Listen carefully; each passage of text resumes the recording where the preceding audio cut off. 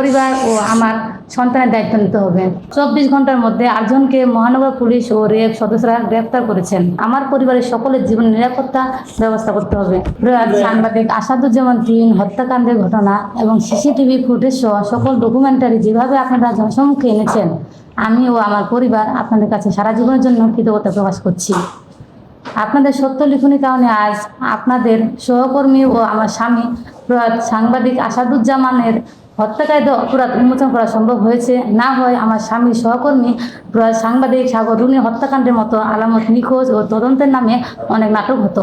এটি শুধু আপনাদের জন্য হয়েছে, হত্যাকাণ্ডের সকল ঘটনা প্রকাশ পেয়েছে। আজ আপনারা আমার পাশে আছেন বলেই আমি এখনো পর্যন্ত কিছুটা সুস্থ আছি ও শক্ত আছি। তুহিন হত্যাকাণ্ডের পর 24 ঘন্টার মধ্যে 8 জনকে মহানগর পুলিশ ও র্যাব সদস্যরা গ্রেফতার করেছেন। এজন্য আমি চিরকৃতজ্ঞ।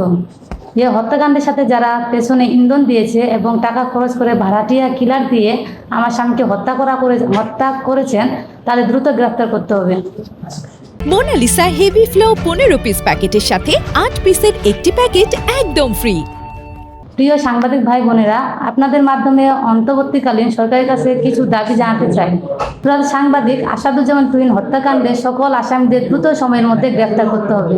2, 15 দিনের মধ্যে সকল আসামিদের গ্রেফতার করে বিজ্ঞ আদালতে অভিযোগপত্র জমা দিতে হবে। 3, মামলার বাদী ঘটনাস্থলে সকল সাক্ষী ও আমার পরিবার এবং দৈনিক প্রতিদিনের কাগজ পত্রিকার সম্পাদক জনাব মোহাম্মদ খায়রুল আলম রফিকের জীবন নিরাপত্তা এবং আমার পরিবারের সকলের জীবন নিরাপত্তা ব্যবস্থা করতে হবে। 4, সরকারের কাছে বিনীত অনুরোধ, সাংবাদিক তুহিন হত্যাকাণ্ডের মামলা 90 দিনের মধ্যে দ্রুত বিচার ট্রাইব্যুনালে হস্তান্তর করে সর্বোচ্চ শাস্তির কার্যক্রম সম্পূর্ণ করতে হবে। 5, সাংবাদিক তুহিন হত্যাকাণ্ডের মামলায় বিচার কার্যক্রম সম্পূর্ণ না হওয়া পর্যন্ত খুনিদের কারাগারে রেখে বিচার কার্যক্রম সম্পূর্ণ করতে হবে। 6, প্রয়াত সাংবাদিক আসাদুজ্জামান তুহিন দেশ ও মানুষের জন্য কাজ করেছেন, তাই তার পরিবার ও আমার সন্তানের দায়িত্ব নিতে হবে।